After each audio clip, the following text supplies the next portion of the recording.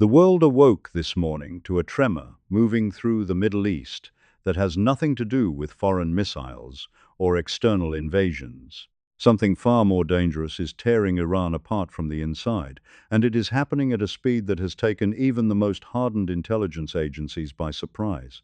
While global attention has been fixed on the possibility of a military confrontation with the United States, a silent and catastrophic internal power struggle has reached its endgame.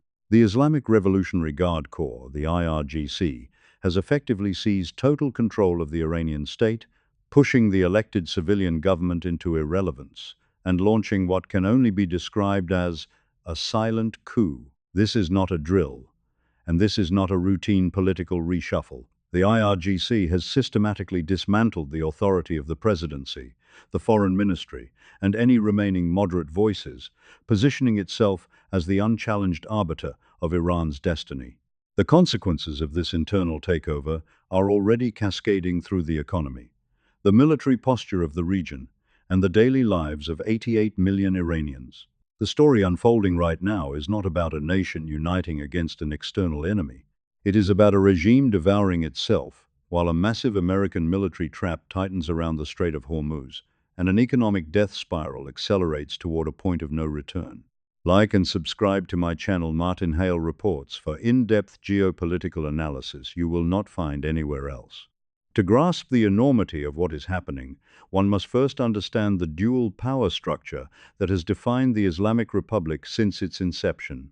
After the 1979 revolution, Iran was built on a hybrid system where elected bodies like the presidency and parliament existed alongside unelected institutions dominated by the clerical establishment and the Revolutionary Guard.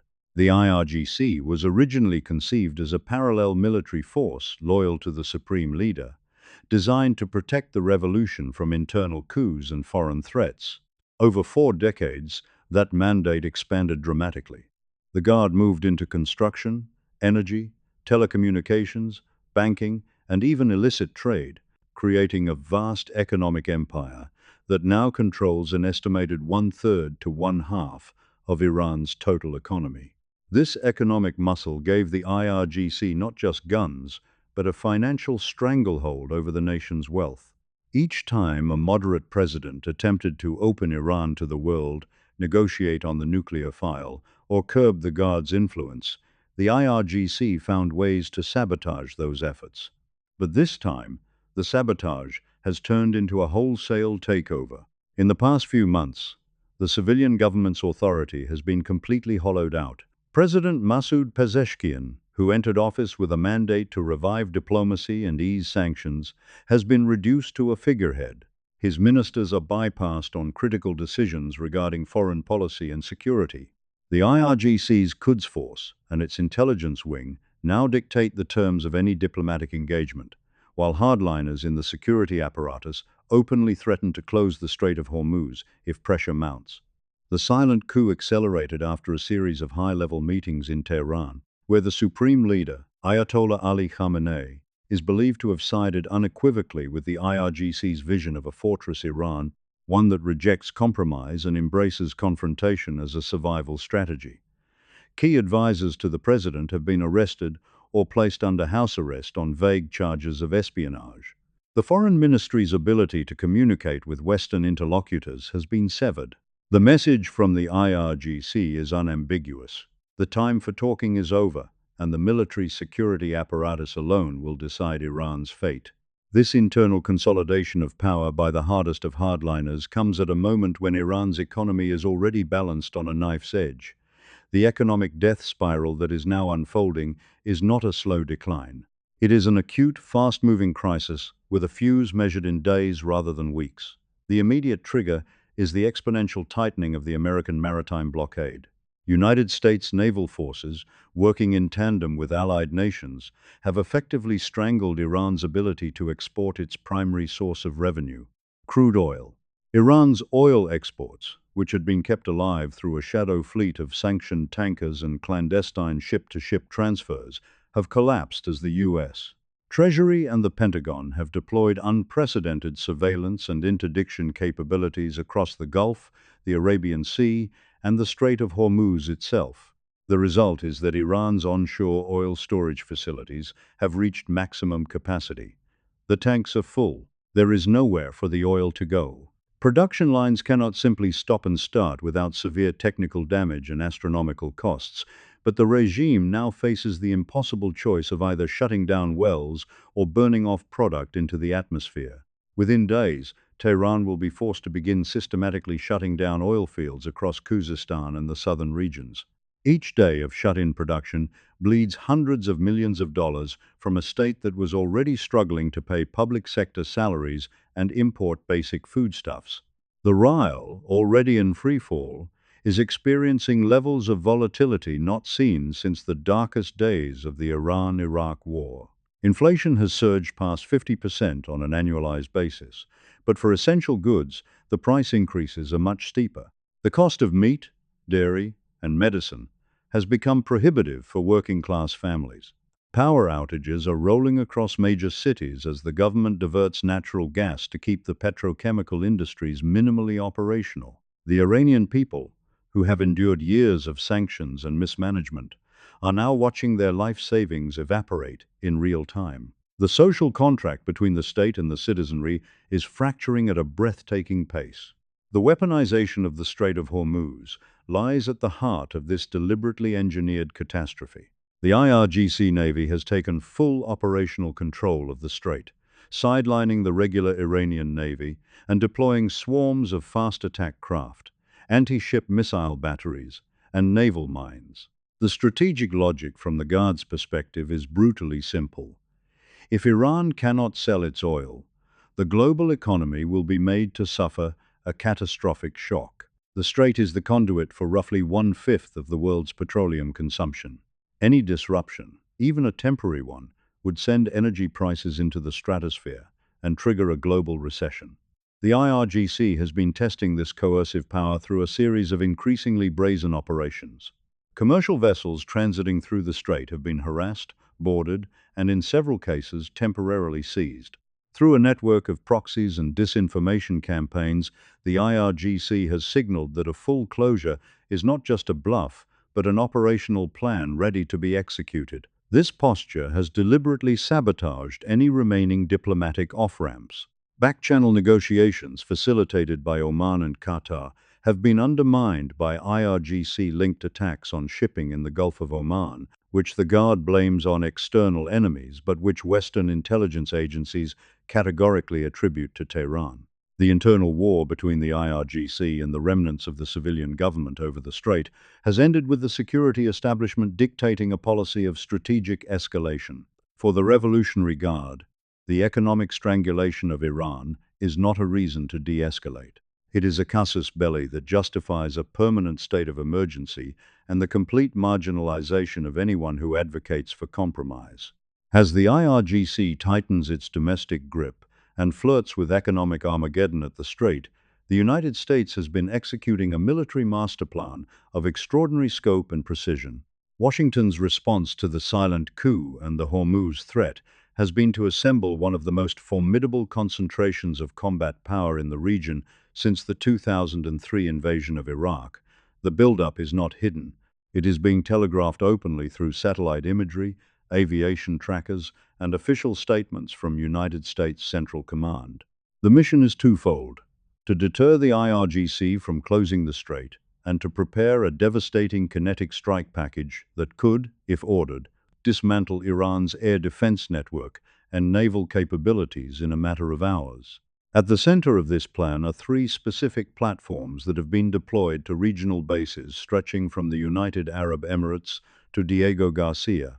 The A-10 Thunderbolt attack aircraft, famously known as the Warthog, is not a sleek symbol of modern aerial warfare. It is a slow, heavily armored, brutally effective tank killer designed for close air support. Its deployment to the Persian Gulf is a direct signal to the IRGC's fast attack boat fleet and its coastal missile batteries. The A-10's GAU-8 Avenger cannon can shred any small craft the Guard possesses, and its ability to loiter over the congested waters of the strait for extended periods provides a persistent threat that no swarm tactic can easily overwhelm. Apache attack helicopters, stationed aboard U.S. Navy vessels and at forward operating bases complement this capability with precision-guided Hellfire missiles and advanced sensor suites that can identify and destroy moving maritime targets at night and in poor weather. Together, the A-10S and Apaches represent a layered anti-surface warfare net designed to keep the strait open by force, if necessary. The third and perhaps most critical component of the American deployment is the EA-18G Growler electronic warfare aircraft. The Growler is a specialized variant of the A-18F Super Hornet, purpose-built to dominate the electromagnetic spectrum. Its role in the current standoff is to blind Iranian air defenses. For years, Iran has invested heavily in a layered integrated air defense system composed of Russian-made S-300 batteries, indigenous Bavar 373 systems, and a dense network of radar stations along the Gulf Coast.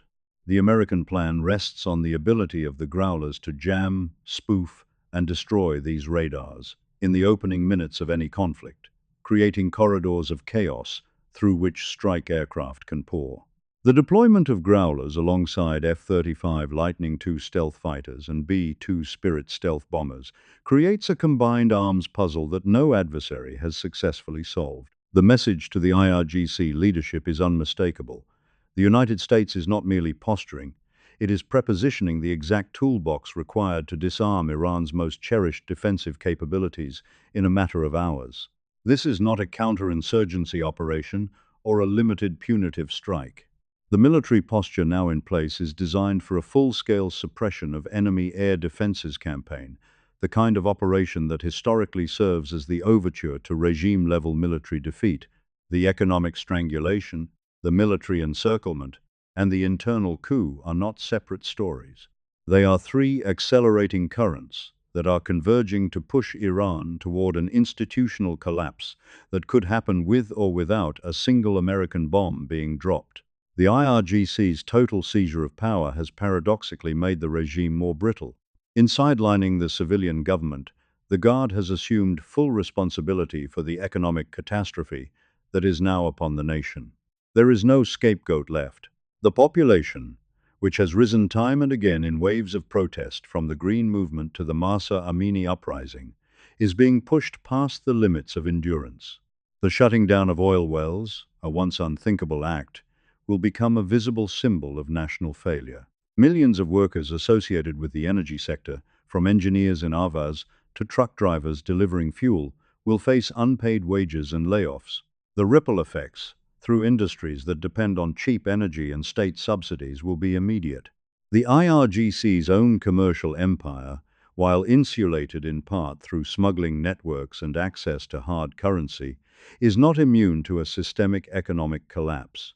The Guard's rank-and-file members, many of whom come from the same impoverished backgrounds as the broader population, could face a crisis of morale if they are ordered to suppress a hungry and desperate populace. Historical precedent suggests that regimes which abandon all pretense of civilian legitimacy and rule purely through the security apparatus can survive for a time, but their survival depends on a constant supply of resources to pay off their coercive organs. If the oil taps are turned off, that resource flow dries up with terminal velocity. International reactions to this unfolding drama have been a study in realpolitik and private alarm. Russia, which has deepened its strategic partnership with Iran through drone sales and military coordination in Syria, is watching with barely concealed anxiety. Moscow needs the current Iranian government to survive, but it needs it to survive as a useful distraction for the United States, not as a catalyst for a wider war that could spiral into a direct Russia-NATO confrontation.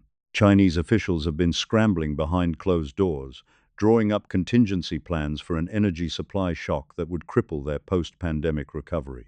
Beijing is Iran's largest oil customer, and the evaporation of Iranian crude supplies, combined with a potential closure of the Strait of Hormuz, would force China into a severe industrial contraction. European powers, already grappling with energy insecurity and the war in Ukraine, have been reduced to issuing statements of concern while privately urging both Washington and Tehran to step back from the brink. In the Gulf itself, Saudi Arabia, the United Arab Emirates, and Qatar are fortifying their own oil infrastructure and accelerating their military coordination with the United States. These nations have no desire to see an Iranian collapse that unleashed chaos on their borders, but they have been preparing for exactly this scenario by building redundant pipeline networks that bypass the strait and by investing in missile defense systems. Israel, for its part, has entered a phase of extreme operational readiness.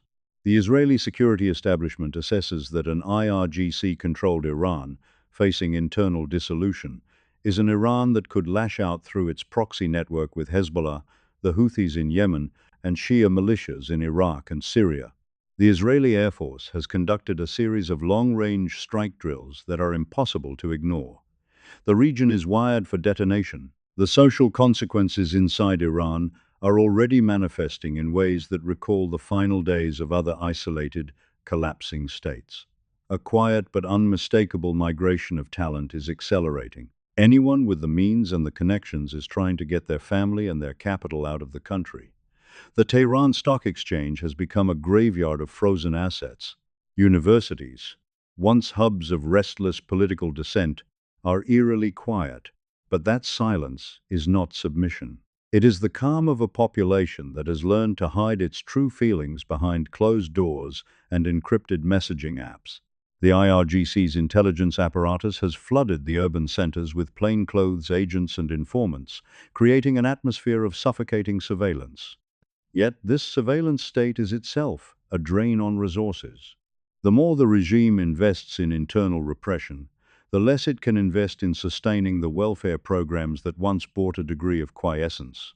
The subsidy system for bread and fuel is collapsing under the weight of the devalued rial. Provincial cities like Isfahan, Shiraz, and Tabriz have seen sporadic but intense labor strikes that the security forces have been unable to fully suppress without attracting international attention. The ethnic minorities along the periphery, Kurds, Baluch, and Arabs, are sensing the center's weakness and are reasserting long-suppressed demands for autonomy and basic rights.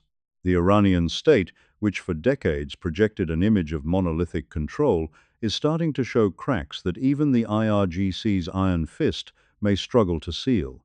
Analysis at the expert level suggests that we are witnessing a rare historical moment where the internal logic of a security state has consumed its own foundation. When the Revolutionary Guard sabotaged the nuclear negotiations and sidelined the civilian government, its leadership likely believed that it could force a crisis that would compel the West to back down, extracting concessions from a position of strength. That calculation has proven to be a catastrophic misjudgment. The United States, far from backing down, has used the IRGC's escalations to justify a military encirclement that is far more threatening than the negotiating table ever was. The IRGC's control over the Strait of Hormuz has given Washington the perfect pretext to deploy its anti-access, area denial defeat arsenal in plain sight. The Iranian economy, far from being a tool of coercive resilience, has become the regime's primary vulnerability. The shutting down of oil wells is not just an economic metric. It is a geopolitical event that signals the effective bankruptcy of the state. Without oil revenue, the IRGC cannot sustain its foreign proxy wars, its domestic patronage networks, or its internal security apparatus. The silent coup has created a situation where there is no exit strategy, only increasing levels of repression and external confrontation. What lies ahead can be understood by tracing the trajectories already in motion. The immediate phase will likely see the IRGC double down on its hybrid warfare tactics in the Strait, seeking to trigger a spike in global oil prices that could fracture the international coalition aligned against it. The United States, for its part, will continue to reinforce its deterrent posture while maintaining a hair-trigger readiness for a suppression of enemy air defenses campaign. The economic implosion inside Iran will force the regime to make impossible choices about resource allocation. If the security forces remain paid and fed while ordinary citizens starve, the social explosion that follows could dwarf any previous uprising. The supreme leader, now in his mid-80s and reportedly in failing health, presides over a succession crisis that the silent coup has already effectively settled in the IRGC's favor. But that very fact eliminates the last remaining mechanism for a peaceful correction. There is no alternative power center capable of pulling the state back from the abyss. The regular army, the Artesh, has been systematically purged and underfunded to ensure it cannot challenge the guard. The parliament is a rubber stamp. The presidency is a ghost. The only institution left standing is the one that is driving the country into the abyss. This is the essence of the Iranian tragedy as it unfolds right now. The ultimate threat to the Islamic Republic is not the United States Navy, not the A-10 Warthogs, not the EA-18G Growlers, and not the economic sanctions. The ultimate threat is a Revolutionary Guard Corps that has forgotten how to do anything but fight, that has conflated its own survival with the survival of the nation, and that is now steering the ship of state directly onto the rocks with the engines at full throttle. The world is watching a great power collapse, not from an external shock, but from an internal implosion so profound that the maps of the Middle East, drawn a generation ago, may soon be rendered obsolete. Like and subscribe to Hale Reports to stay ahead of the stories that are reshaping our world.